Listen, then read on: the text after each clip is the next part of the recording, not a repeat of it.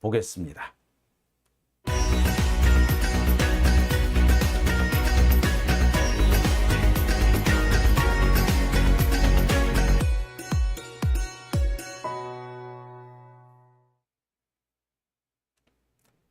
네, 오밤중의 뉴스 함께하고 계신 지금 시각 11시 22분을 지나고 있습니다. 11시 22분. 오늘은 그런대로, 예, 좀 순조롭게 진행이 되고 있네요. 오늘 제가 조금 늦게 출발했습니다만, 한 1, 2분 정도 늦게 출발했죠. 하지만 그래도 지금까지 순조롭게 진행되고 있네요. 자, JS 코스모스님 모셨고요. 미나리님, 김순규님, 금빛 골드님, 아나키스트님, 송송님, 아카시아님, 횃불 들고 끌어내리자님 모셨습니다. 자, 그러면 오늘 제가 준비한 첫 번째 주제부터 풀어볼게요. 오늘 제가 준비한 첫 번째 주제는요. 또다시 파행, 혼돈의 이화영 재판 앞으로 어떻게 될까입니다. 이 이화영 전 평화부지사의 이 재판을 보면 사람들이 참 답답해 하세요. 그동안 별 신경을 안 썼고 이 문제는 크게 문제없이 잘 흘러가고 있으려니라고 생각을 했는데 참 이게 마지막 고비를 넘지 못하는 것 같습니다. 이게 아마 감옥에 갇힌 사람들한테는 1년이 고비인가 봐요. 보니까 그래요. 보통 1심에서 붙잡아 둘 수 있는 구속기간의 최장기간이 6개월입니다. 그런데 이 법원과 검찰은 별 희한한 핑계를 갖다 붙여서 구속기간을 연장을 하죠. 이 구속기간 연장 때문에 많은 피고인들이 구속기간 1년이 끝날 때쯤이 되면은 스스로 무너지는 경우를 많이 봅니다. 또 연장되면 어떡하나. 한 번까지는 내가 참았는데 두 번은 도저히 못 참겠다. 1년 반, 난 못 있어 라는 경우가 참 많거든요. 그래서 그 1년쯤 되는 시기에 많이 흔들리는 것 같습니다. 사실 멀리 갈 것도 없이 대장동 재판에서도 마찬가지였고요. 딱 보니 그렇잖아요. 그러니까 11월 말, 11월 중순, 11월 초순이 석방이었는데 유동규도 석방을 한 며칠 앞두고 갑자기 진술을 바꾸잖아요. 근데 이화영 지사 역시 마찬가지입니다. 석방 2달을 앞두고 갑자기 진술이 엇갈리기 시작합니다. 마지막 고비를 못 넘었다라고 보시는 게 맞을 것 같아요. 그런 면에서 보자면 이 피고인의 이 구속기간이 무한히 연장되는 것, 특히 1년 이상 연장되는 것은 재판 진행에서 이 재판의 공정성 문제에서 심각한 위협을 주지 않는가라는 생각이 듭니다. 보통 1심에서의 재판기간, 구속기간은 최대가 6개월입니다. 6개월 이내에 재판을 끝내거나 끝내지 못한다면 불구속 재판하는 것이 원칙이죠. 근데 아까도 말씀드렸듯이 검찰은 희한한 핑계를 가지고 이 피고인의 구속기간을 6개월 더 연장합니다. 그렇게 되면은 피고인은 재판이 판결이 나지도 않았는데 심지어 1심 판결도 나지 않은 상태에서 1년씩 붙잡혀 있는 황당한 상황을 맞게 됩니다. 가만히 보세요. 여러분 곽상도도 6개월 붙잡혀 있다가 나왔거든요.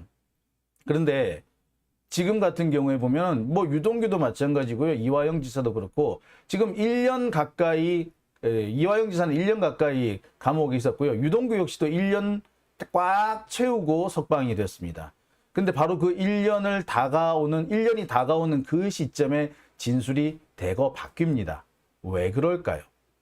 너 한 번 더 연장시킨다? 1년 6개월씩 계속 감옥에 있어 볼래? 라는 위협을 견디지 못하는 것이 되겠죠. 이런 점을 생각해 본다면 이화영 부지사 참 그동안 잘 버텨왔는데 마지막 고비를 넘기지 못했구나. 한참 씁쓸하고 답답합니다. 또 한편으로서는 견딜 수 있게끔 우리가 옆에서 많은 도움을 줬어야 되는데 힘을 줬어야 되는데 그러지 못했구나라는 아쉬움도 있고요. 또 한편으로는 검찰의 그 간악하고 악독한 회유와 협박 이것들에 다시 한번 치를 떨게 됩니다. 자, 어쨌거나 이화영 부지사의 재판은 앞으로 어떻게 될까요? 여러분도 걱정되고 저도 걱정됩니다. 이화영 부지사는 글쎄 지금 같은 상황이라면 과연 복귀할 수가 있을까요? 한번 보겠습니다. 자, 그래서 제가 오늘 준비한 첫 번째 순서부터 들어가 보겠습니다. 아시다시피 이화영 부지사의 이 어제 재판은 또다시 파행이 됐습니다. 어제 재판은요, 법무법인 해광에서 출석을 하지 않은 상태였습니다. 법무법인 해광에서 출석하지 않은 상태에서 법무법인 덕수의 김형태 변호사만 출석을 했습니다. 근데 이 김형태 변호사가 출석을 하자마자 검찰이 계속 시비를 걸었어요. 자신들이 이 마음에 들지 않는, 검사 마음에 들지 않는 변호인이 나왔다 이거죠. 그래서 어떻게든 간에 재판을 깽판을 치려고 한 겁니다. 지금 모든 언론의 보도는 김형태 변호사가 깽판을 치고 나온 것처럼 되어 있지만 사실 제가 볼 때는 그런 상황이 나오도록 검찰이 유도를 했죠. 나오자마자 이 변호사가 자격이 있느냐는 동 아니 지가 뭔데 변호사 자격을 운운합니까? 예? 변호사로 나와 선임이 돼 있는 정식으로 선임이 돼 있으면 나오면 당연히 나온 거죠. 안 나온 게 이상한 거죠. 안 나오다가 나왔든 나오다 안 나오든 어쨌거나 지금 나왔으면은 그 부분에 대해서 검사가 시비를 걸 수 있는 여지는 없어요. 그런데 검사가 시작부터 시비를 겁니다. 싸우자라는 거죠. 자, 그러다 보니까 결국에는 파행이 생길 수밖에 없고요. 고성이 오가게 됩니다. 원래는 어제 하루 종일 재판이 진행 예정이었습니다만 변호인과 검사 사이에 고성이 오갔고 그 뒤에 이 김형태 변호사가 사임계를 제출하면서 재판이 정식으로 진행되지 못하는 상황에 이르게 됩니다. 이 와중에서 이화영 지사의 태도가 또 한 번 문제가 되죠. 김형태 변호사는 나온 다음에 재판을 끝나고 난 다음에 이번 재판 과정에서 이 재판부의 태도나 검찰의 태도에 중대한 문제가 있다는 점을 지적합니다. 저는 여기서 꼭 짚고 넘어가야 되는 게 재판부의 태도라고 생각이 듭니다. 재판부가 재판을 그렇게 진행하면 안 되는 거였어요. 사실 제가 몇 번 지적한 게 있습니다만 재판을 이렇게 진행하면 안 된다. 왜? 재판은 공소장에 적힌 것만 가지고 재판을 해야 되는데 공소장에 적히지 않은 걸 가지고 계속해서 재판에서 거론이 됐고 증인까지 출석시키고 심지어 재판에 나오지 공소장에 기록되지 않은 거 가지고 증거 자료를 제출한데 뭐 이런 개떡 같은 재판이 있어요. 이건 판사가 잘못한 거예요. 판사가 개새끼인 겁니다. 판사가 검사들하고 짝짝꿍 된 거예요. 저는요, 이 수원지방법원 앞에 가가지고 또 한번 시위를 해야 되나라는 생각이 듭니다. 판사가 나쁜 놈이에요. 이건 판사가 나쁜 놈.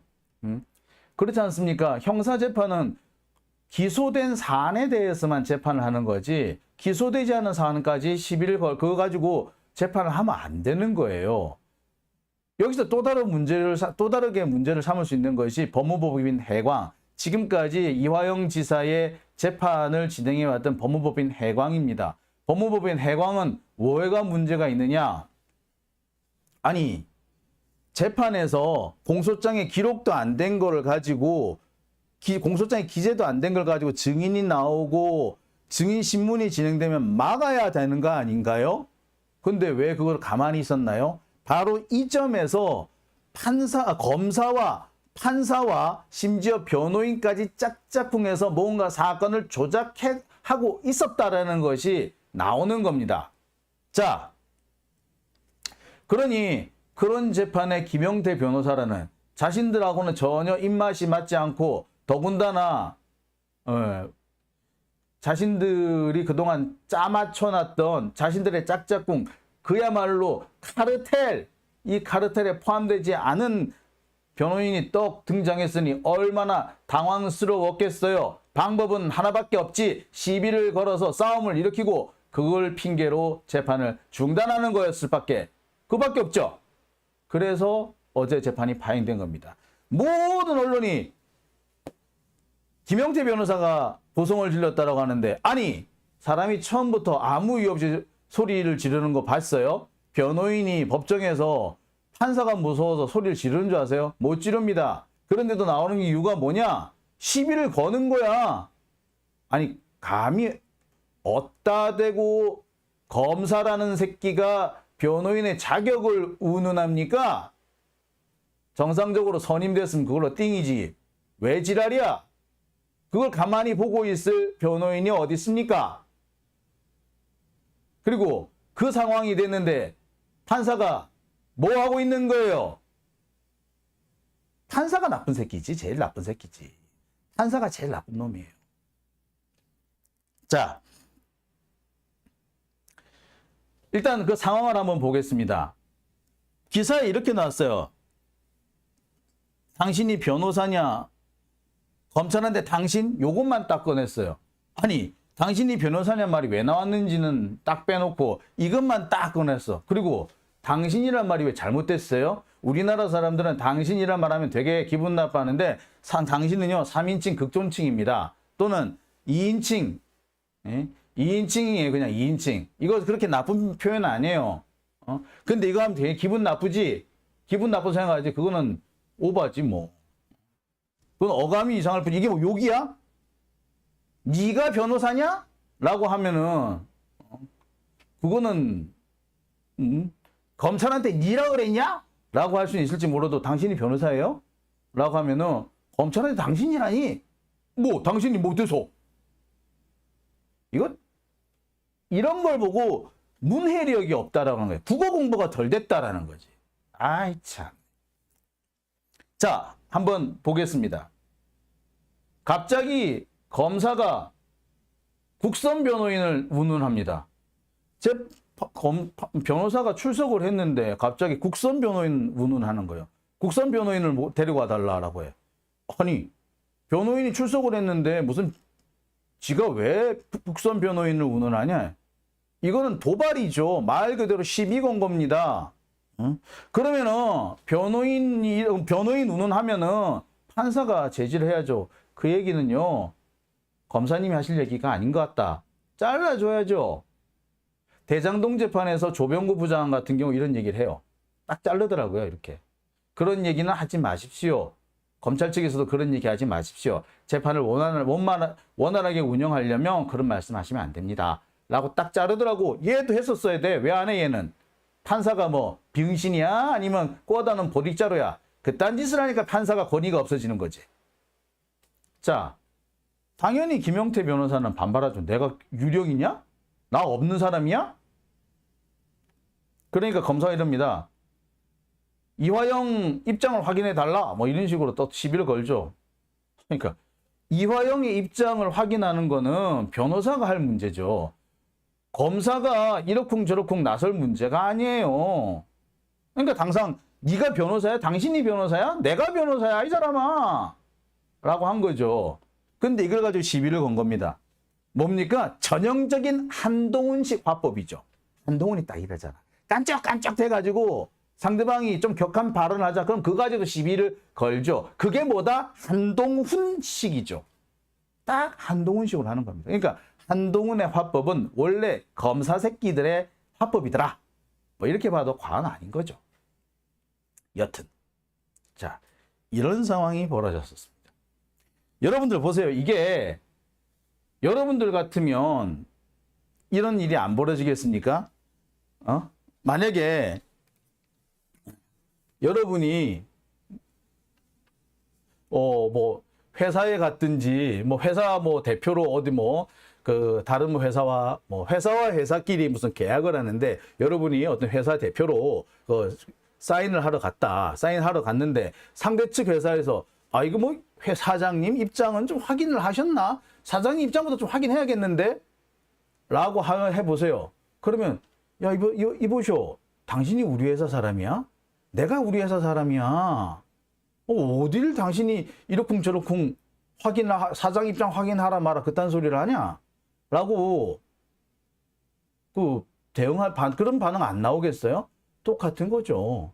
근데 검사들이 이렇게 함부로 설치는데 이렇게 오바지를 하는데 판사가 제지를 하기는커녕 오히려 변호사한테 승질을 냅니다. 그러니 이 재판이 애시당초 기울어진 운동장이었다라고 밖에 볼 수 없는 거죠. 그런 상황에서 어느 변호사가 가만히 있습니까? 애시당초에 이거는 조작을 하기 위해서 판사와 검사 그리고 전 변호사까지 옛날 변호사까지 짜고 치는 고스톱이었는데 그것을 발견한 변호사가 있다면 당연히 문제 삼는 거 아니겠어요? 그죠? 자, 이 상황에서 문제는 이화영 도지사의 입장이었던 것 같아요. 이화영 도지사가 여기서 좀 입장이 좀 애매했던 것 같습니다. 사실 상황이 이렇게 되면은 재판을 더 진행하기가 어려운 상황이죠. 이날 재판이 준비되고 있던 게 뭐냐면 김성태, 쌍방울 그 회장이었던 김성태의 증인신문이 예정돼 있었어요. 근데 지금 같은 상황이면은 그 쌍방울 김성태의 증인신문이 진행되기가 어려운 상황인 거죠. 당연히. 그죠?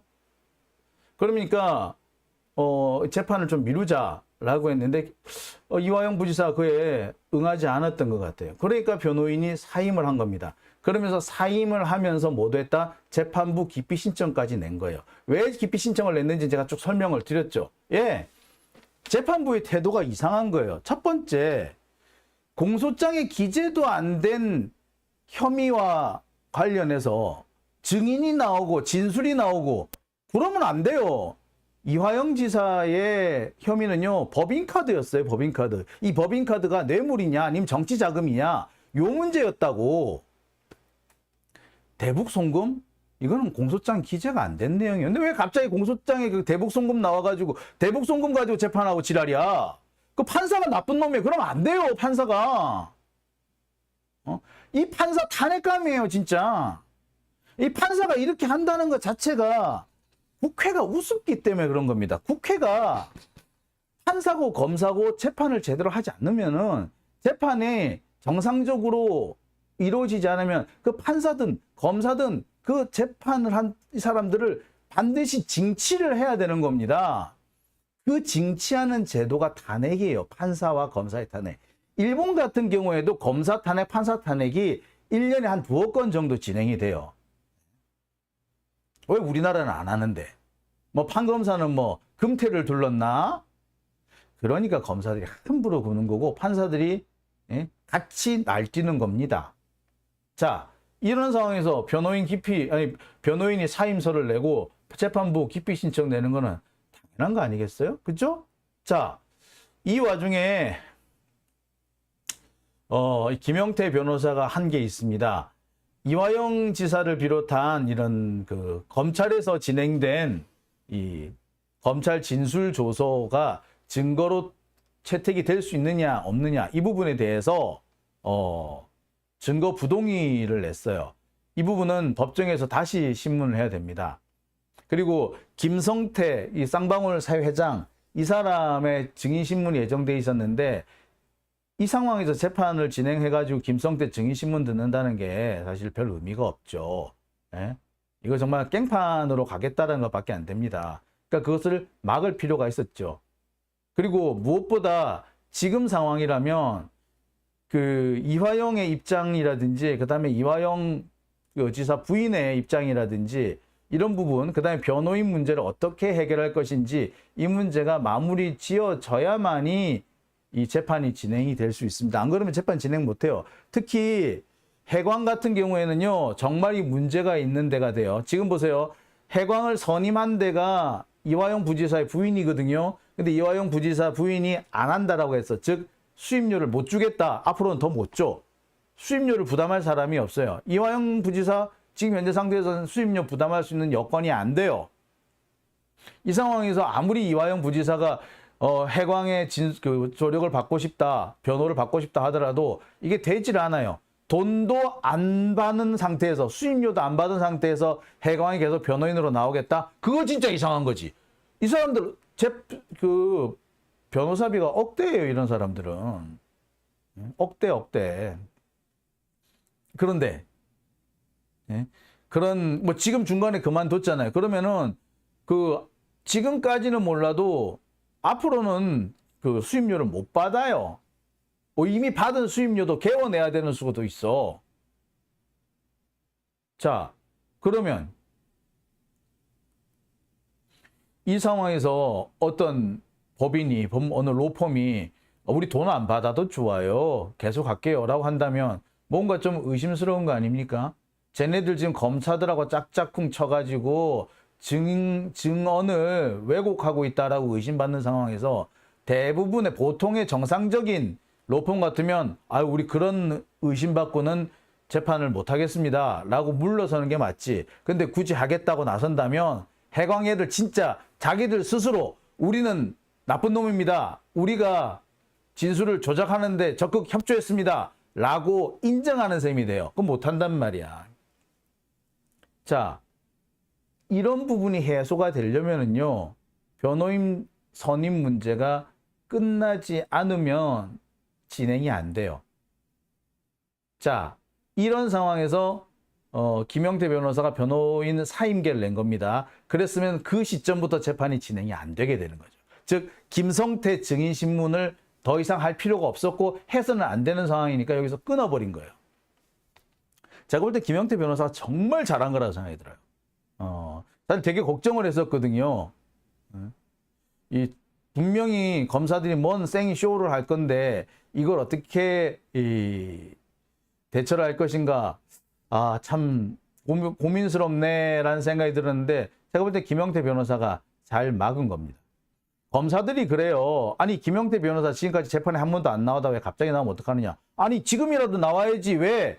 해광이 못 나오는 상태가 됐잖아. 해광이 변호인 해임이 된 상태라는데, 해임이 됐는데 계속해서 재판을 할지 말지 확인이 안 되는 판에 해광이 못 나오면은 그래 나머지 한 변호사라도 나와야 정상 아니야, 그죠? 근데 그 나왔다고 시비를 걸어요?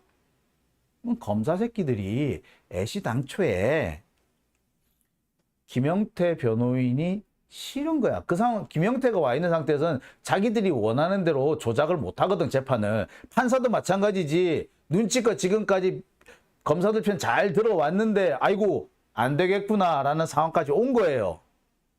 그러니까 김영태를 꼽을 준 거야. 그럼 김영태가 가만히 있어야 돼, 그러면 그 자리에서? 아니죠. 맞받아 쳐야 정상인 거죠. 그러니까 당연히 재판이 파행이 될 수밖에 없지. 이게 김영태의 잘못이에요? 아니면 검사의 잘못이에요? 아니면 판사의 잘못이에요? 이건 검사와 판사의 잘못이에요. 그죠? 언론이 제대로 된 보도를 안 하는 겁니다. 그렇게 된 배경은 그래요. 지금 지난 몇 년 동안 그 검찰이 정권을 차지하고 난 다음에 검찰에 순화되어 있는, 검찰의 주장을 있는 그대로 받아 쓰는 기자들만 언론계에 남아있고, 조금이라도 삐딱선을 타는 기자들은 다른 부서로 쫓겨가거나 더 이상 언론계에 남아있을 수 없도록 압박을 한 게, 그게 최근 몇 년간에 있었던 일입니다. 검찰 개혁을 외쳤던 국회의원들이나 정치인이나 장관들이 검사들에 의해서 쫓겨나가는 것과 똑같은 이치로 검찰 개혁을 앞장서서 외쳤던 언론인들마저도 배척당하는 거죠. 그러니 남아있는 거는 검사들한테 순화된 엉터리 기자들이거나 아니면 쥐뿔도 모르는 애들밖에 없어서 그냥 불러준 대로 받아 쓸 수밖에, 받아 쓰는 애들밖에 없었던 거죠. 그 결과 이와 같은 일들이 벌어지고 있는 겁니다. 모든 일에는 원인이 있고요. 원인이 있어야 결과가 있습니다. 이게 인과 아닙니까? 불교에서 인과법이니 연기론이라니 하는데, 연자는 원인이 된다라는 게 연이고요.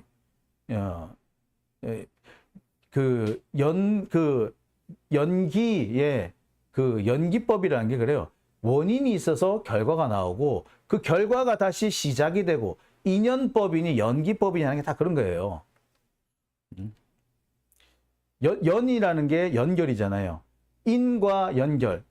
원인이 연결되어서 나타나는 것이 연이고, 연이 이어져서 나타나는 게 긴 거예요. 그래서 인과 연기 다 같은 겁니다. 원인이 있어야 결과가 있는 거 아닙니까? 그죠? 그러면 변호인이 왜 사임을 하고 변호인이 왜 화를 냈을까요? 그 이유를 적어주는 게 기자 아닌가? 그죠? 지가 모르면 취재하고 분석하는 게 그게 기자 아닌가? 왜 그런 짓을 안 해? 왜 그걸 안 해? 그러고도 기자냐고. 그죠? 참. 자, 그렇다면 왜 검찰도 언론도 왜 이 지랄을 할까? 아니 보세요. 여기 언론 어제 써놓은 기사들 한번 보세요. 전부 다 써놓은 거라고는 원인이나 결과를 확인하기보다는 계속해서 잠시만요. 이게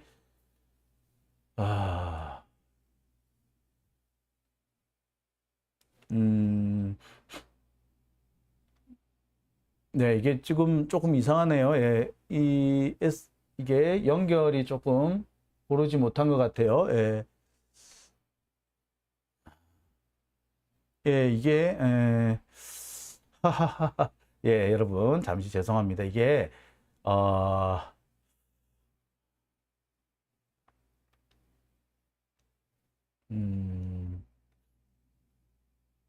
네, 이게, 화면이 조금, 연결이 안 좋네. 제가 다시 바꿔보겠습니다. 자, 네. 자, 이렇게 되니까 뭔 얘기들이 나오기 시작하느냐. 자, 언론의 보도 태도를 한번 보겠습니다. 예. 보세요. 일제히 누가 잘못했다라는 식으로 나온다? 예.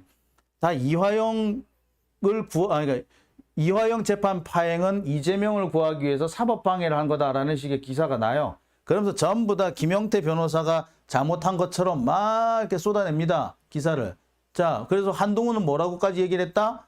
마피아 영화 운운하는 소리까지 했어요. 이 한동훈 얘는 영화를 너무 많이 본 것 같아. 뭐 툭하면 영화에도 안 나오는 얘기라는 둥. 영화에서 나오는 뭐라는 둥.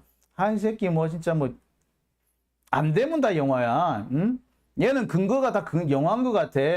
지난번에는 영화에도 안 나오는 얘기라며. 근데 이번에는 영화에서 나오는 거라며. 아, 지랄하고 있네, 이 새끼. 아주 똘았나, 이씨. 자, 이런 일을, 할 말 없으면 영화래. 응? 여기에 국힘당 애들은 막 아주 대놓고 설치기 시작합니다. 이화영 재판 파행은 범죄 행위 운운 막 하기 시작했어요. 자, 이게 왜 이런 짓들이 벌어질까요? 예. 검찰로서는 지금 위기에 온 겁니다. 증언 조작을 거의 다 완성을 시켰는데 막판에 좌절이 된 거죠. 검찰로서는 그 딱 넘어가면 바로 이재명으로 갈 수 있는데 아씨 이게 안 나오네. 예, 미쳐 날뛸 수밖에 없죠. 자기들로서는 저것만 하면 되는데 싶겠죠. 저것만 하면 되는데 저것만 하면 되는데 왜 안 되지. 예, 그러니까 설치고 나서는 겁니다. 아주 미쳐 설치는 거죠. 하지만 제가 검사들한테 꼭 해주고 싶은 얘기가 있어요. 뭐? 이미 끝났다. 이화영의 진술은 이미 오염이 돼서 증거로 인정되기 어려운 상황이라는 거는 이미 웬만한 사람 다 압니다. 이게 1심에서는 어떻게 될지 몰라도 항소심, 대법원 가면은 이거 받아들여지기 어려워요. 이화영이 계속해서 아니다. 본인 입으로 아니라 그랬다가 갑자기 뒤집었다?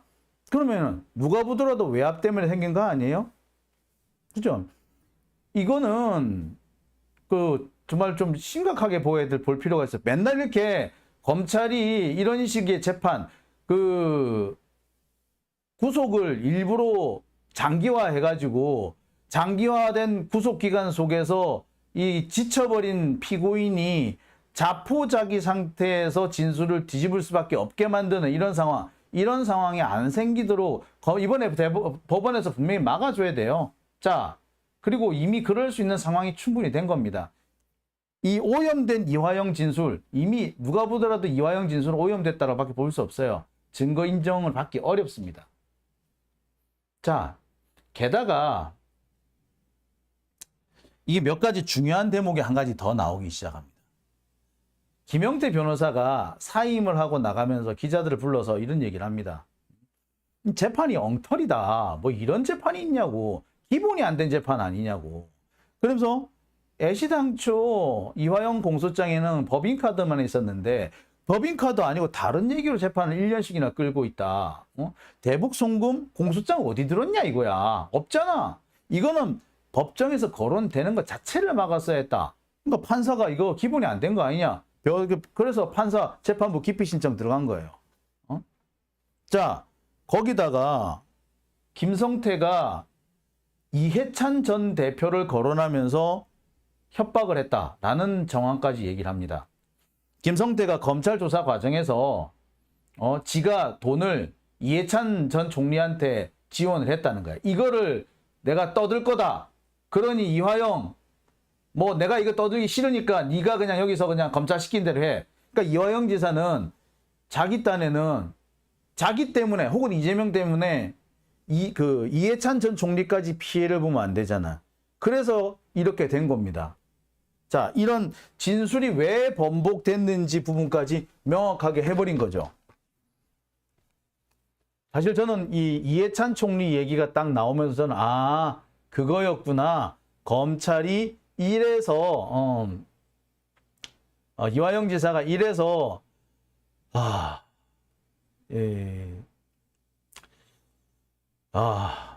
참 중간에 말이 바뀔 수밖에 없었겠구나 라는 생각을 사실 저는 좀 했었습니다. 그러니까 만약에 이해찬 전 총리 얘기만 안 나왔어도 과연 이화영 지사가 그렇게 굴복을 했을까라는 생각 사실 저는 좀 많이 듭니다. 그죠?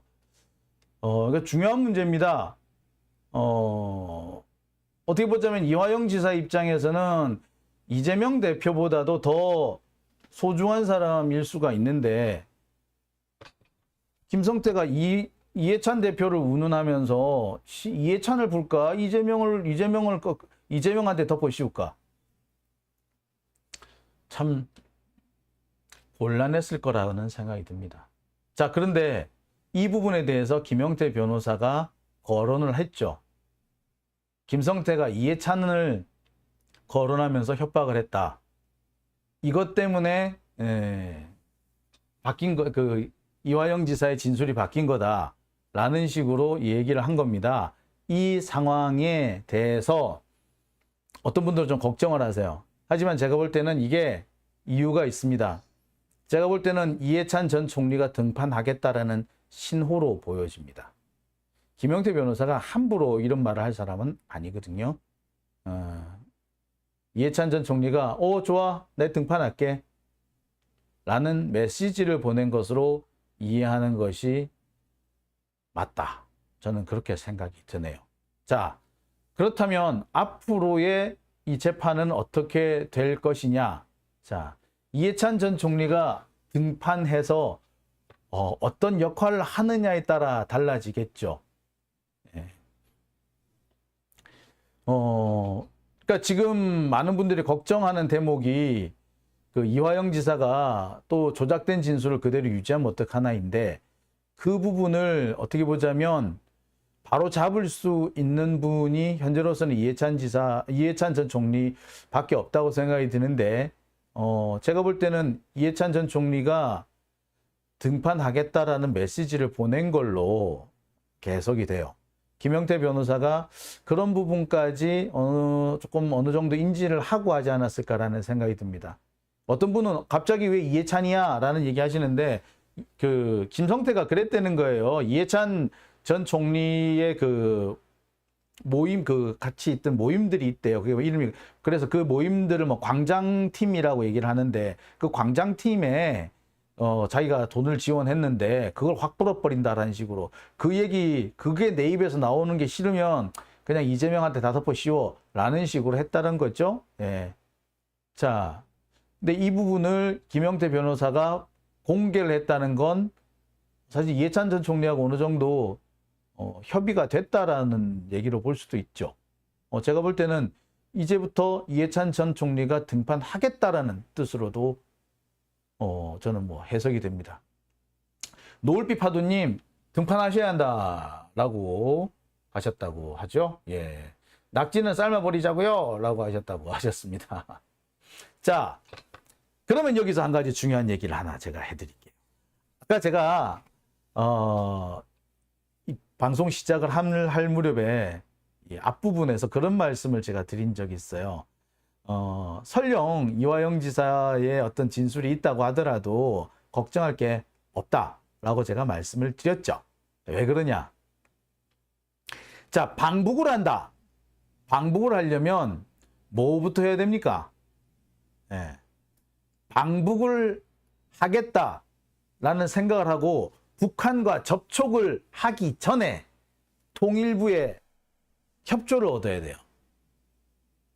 통일부의 협조를 얻어야만이 북한과 접촉을 할 수 있어요.